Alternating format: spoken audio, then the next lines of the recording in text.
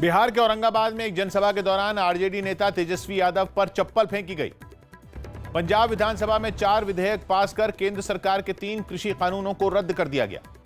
राहुल गांधी ने कमलनाथ के मध्य प्रदेश की मंत्री पर दिए विवादास्पद बयान पर नाराजगी जताई, लेकिन इसके बाद भी कमलनाथ ने माफी मांगने से इनकार किया। जम्मू कश्मीर के पुलवामा में सुरक्षा बल ने एक मुठभेड़ में 3 आतंकियों को मार गिराया। दिल्ली सरकार ने बाढ़ की चपेट में आए तेलंगाना की मदद के लिए 15 करोड़ रुपए देने का ऐलान किया। प्रधानमंत्री मोदी ने कोरोना संकट पर देश की जनता को संबोधित किया, जिसमें उन्होंने लोगों को त्योहारों के मौके पर मास्क और जरूरी दूरी का ध्यान रखने की सलाह दी। वायु प्रदूषण को कम करने के लिए दिल्ली में ट्रायल के तौर पर हाइड्रोजन वाली सीएनजी से कुछ बसें चलाई गई। केंद्र ने लोकसभा और विधानसभा उम्मीदवारों के लिए चुनाव खर्च की सीमा 10% बढ़ा दी। कोरोना संकट के दौरान प्रचार में हो रही दिक्कत की वजह से यह फैसला लिया गया। ईडी ने मनी लॉन्ड्रिंग के मामले में इकबाल मिर्ची के करीबियों की 22 करोड़ रुपए की संपत्तियों को जब्त कर लिया। केंद्रीय चुनाव आयोग ने कमलनाथ के विवादास्पद बयान पर राज्य के चुनाव आयोग से पूरी रिपोर्ट मांगी। रेलवे ने मुंबई लोकल ट्रेनों में महिलाओं को कल से सफर की इजाजत दे दी। राष्ट्रीय महिला आयोग की अध्यक्ष रेखा शर्मा ने मुंबई में महाराष्ट्र के राज्यपाल भगत सिंह कोश्यारी से मुलाकात की और लव जिहाद समेत महिलाओं के खिलाफ बढ़ते अपराध पर चर्चा की। केंद्रीय कैबिनेट की कल वीडियो कॉन्फ्रेंसिंग के जरिए एक बैठक होगी। जम्मू कश्मीर के डीजीपी दिलबाग सिंह अनंतनाग में शहीद पुलिस इंस्पेक्टर मोहम्मद अशरफ के घर गए और उनके परिवार से मुलाकात की।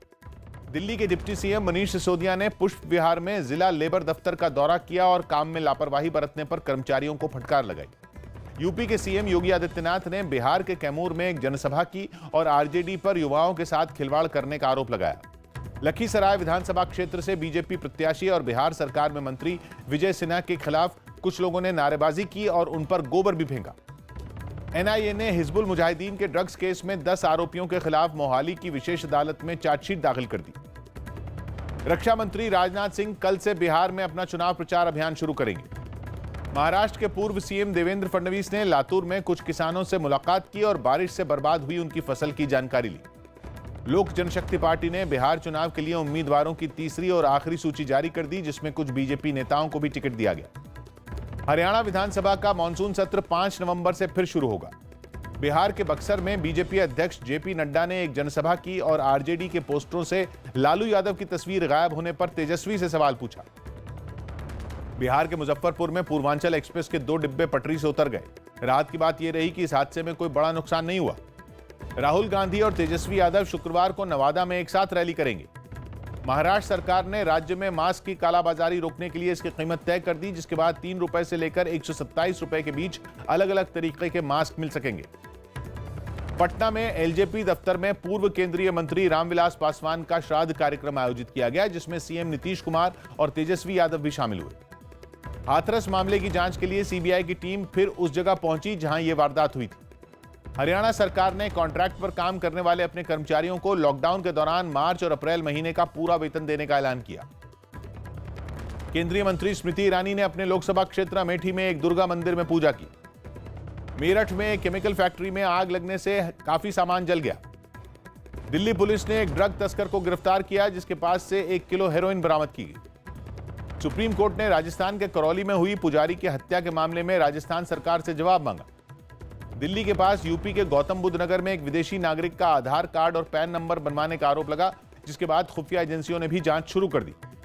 दिल्ली में जासूसी के आरोप में गिरफ्तार स्वतंत्र पत्रकार राजीव शर्मा की जमानत याचिका खारिज कर दी गई। मुंबई लोकल ट्रेन में 3 बार से ज्यादा बिना मास्क के पकड़े जाने पर 5 साल तक की जेल हो सकती है। पंजाब के फिरोजपुर में बीएसएफ ने पाकिस्तान सीमा के पास हेरोइन के 3 पैकेट बरामद किए, जिनकी कीमत 13 करोड़ आंकी गई। बिहार चुनाव में शराब तस्करी को रोकने के लिए सीतामढ़ी में पुलिस ने नेपाल सीमा के पास चेकिंग अभियान चलाया। मुंबई में बीएमसी ने बिना मास्क घूमने वालों के खिलाफ सख्त अभियान चलाने का ऐलान किया। दिल्ली के पास गाजियाबाद में पैसों के लेनदेन में एक आदमी पर अपने भाई की हत्या करने का आरोप लगा। पटना में बिहार सचिवालय के ग्रामीण विकास विभाग में आग लगने से काफी फाइलें जल गई, जिसके बाद तेजस्वी ने मामले की जांच की मांग की। यूपी के भदोई में पुलिस ने एक टैंकर से बड़ी मात्रा में अवैध शराब की बोतलें बरामद की। पश्चिम बंगाल में एक दुर्गा पूजा संगठन ने कलकत्ता हाईकोर्ट में पुनर्विचार याचिका दाखिल की, जिसमें लोगों के पंडालों में जाने पर लगी रोक को हटाने की मांग की गई। केरल के पालक्काड में मिलावटी शराब पीने से 5 लोगों की मौत हो गई। ओडिशा के भुवनेश्वर में तय संख्या से ज्यादा लोगों के जमा होने के आरोप में एक बार को सील कर दिया गया। कोलकाता में पुलिस ने अवैध हथियारों के साथ 2 आरोपियों को पकड़ लिया। केंद्र सरकार ने 3 महीनों में पहली बार एक दिन में कोरोना के 50,000 से कम मामले सामने आने की जानकारी दी। पिछले 24 घंटों में कोरोना के 47,790 मरीज सामने आए। ओडिशा के भुवनेश्वर से पुलिस ने 100 किलो नशीले पदार्थ के साथ 2 आरोपियों को पकड़ा। मुंबई में एक चलती बस में ड्राइवर को दिल का दौरा पड़ गया और यह बस बेकाबू होकर पास में बनी दुकान में घुस गई। इसके बाद ड्राइवर को तुरंत अस्पताल में भर्ती करवाया गया। गुजरात हाईकोर्ट की मंजूरी के बाद वकीलों ने ऑड इवन नियमों के साथ अपने दफ्तर खोलने शुरू कर दिए। कलकत्ता हाईकोर्ट के आदेश के बाद बीरभूम जिले में दुर्गा पंडालों में श्रद्धालुओं के जाने पर रोक वाले बोर्ड लगाए गए। हैदराबाद समेत आसपास के शहरों में बारिश हुई, जिससे लोगों की मुश्किलें बढ़ गईं। कर्नाटक कांग्रेस अध्यक्ष डीके शिवकुमार ने तुमकुर में एक जनसभा की, जिसमें कई लोगों पर सोशल डिस्टेंसिंग के नियमों का पालन नहीं करने का आरोप लगा। हिमाचल प्रदेश में कंडक्टर भर्ती परीक्षा के पेपर लीक के आरोपों पर पुलिस ने 3 लोगों को पकड़ लिया। पश्चिम बंगाल सरकार ने बाढ़ की चपेट में आए तेलंगाना को 2 करोड़ की मदद दी, जिस पर सीएम के चंद्रशेखर राव ने ममता सरकार को धन्यवाद दिया।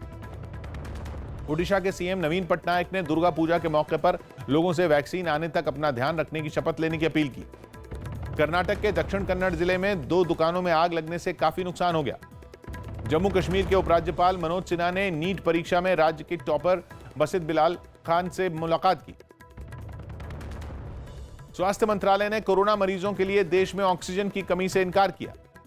कर्नाटक कांग्रेस ने चुनाव आयोग को खत लिखा और आरआर नगर विधानसभा सीट से बीजेपी प्रत्याशी पर मतदाताओं को पैसे और तोहफे देकर प्रभावित करने का आरोप लगाया। मौसम विभाग ने अगले 3 दिनों तक आंध्र प्रदेश, ओडिशा और पश्चिम बंगाल में बारिश का अलर्ट जारी किया। हिमाचल प्रदेश के सीएम जयराम ठाकुर कोरोना से ठीक हो गए। पाकिस्तान की इमरान खान सरकार ने चीन के ऐप टिकटॉक पर लगाए गए बैन को 10 दिनों के अंदर हटा लिया। अमेरिका के उत्तरी राज्य अलास्का में 7.5 तीव्रता के भूकंप के झटके महसूस किए गए, जिसकी वजह से कुछ जगहों पर सुनामी की छोटी लहरें भी उठी। डोनाल्ड ट्रंप राष्ट्रपति चुनाव के लिए गुरुवार को होने वाली अगली बहस से पहले अपना कोरोना टेस्ट कराएंगे। चीन के शंशी प्रांत के कोयला खदान में विस्फोट से 4 लोगों की मौत हो गई, जबकि 1 घायल हो गया।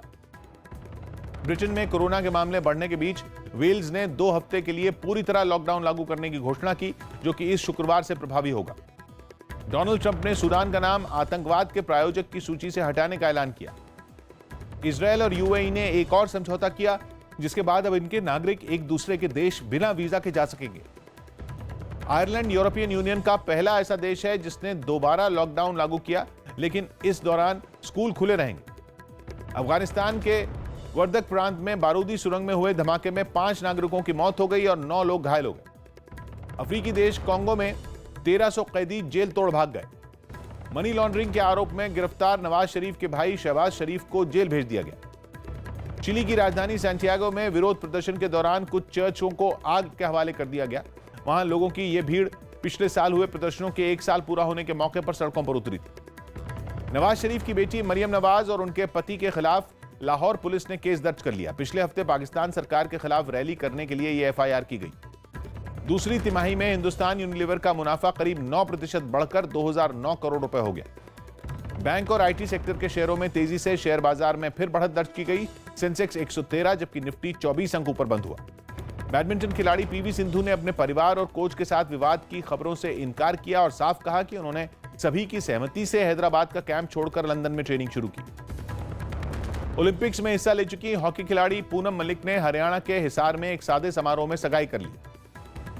अबू धाबी में कल खेले गए आईपीएल के मुकाबले में राजस्थान रॉयल्स ने चेन्नई सुपर किंग्स को 7 विकेट से हरा दिया और इसी के साथ उसकी प्लेऑफ में पहुंचने की उम्मीदें लगभग खत्म हो गई, क्योंकि अब वो पॉइंट्स टेबल में 10 मैचों में 6 अंक हासिल कर आखिरी पायदान पर है। कोरोना की चपेट में आए दुनिया के नंबर 1 गोल्फर जस्टिन जॉनसन ने जोजो चैंपियनशिप से अपना नाम वापस ले लिया।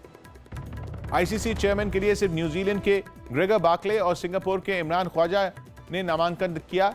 अब शशांक मनोहर की जगह बार्कले और आईसीसी के कार्यकारी अध्यक्ष ख्वाजा के बीच चुनाव होगा। जिम्बाब्वे क्रिकेट टीम 5 साल बाद इस्लामाबाद पहुंच गई और अब उसके खिलाड़ी 27 अक्टूबर तक क्वारंटीन रहेंगे।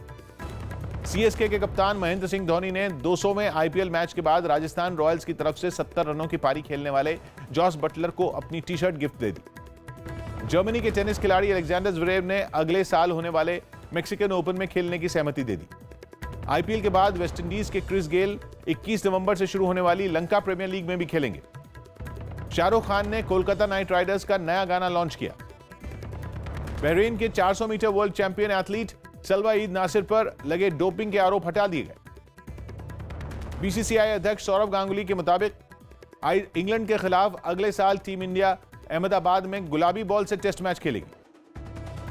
ऋतिक रोशन की पूर्व पत्नी सुजैन खान ने अपना इंस्टाग्राम अकाउंट हैक होने की जानकारी दी और सभी लोगों को हैकर से सावधान रहने को कहा। खबर है कि कॉमेडियन कपिल शर्मा अब जल्द ही वेब सीरीज में काम करेंगे। जॉन अब्राहम की फिल्म सत्यमेव जयते 2 की शूटिंग लखनऊ में शुरू हो गई, जो कि अगले साल ईद के मौके पर 12 मई को रिलीज होगी।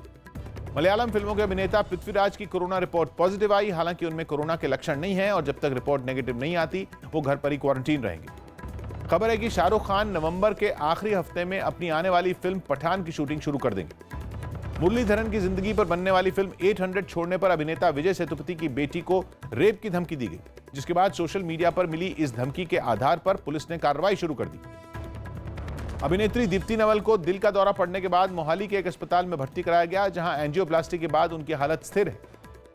अभिनेता प्रभास के जन्मदिन पर शुक्रवार को बाहुबली 2 अमेरिका के सिनेमाघरों में रिलीज होगी।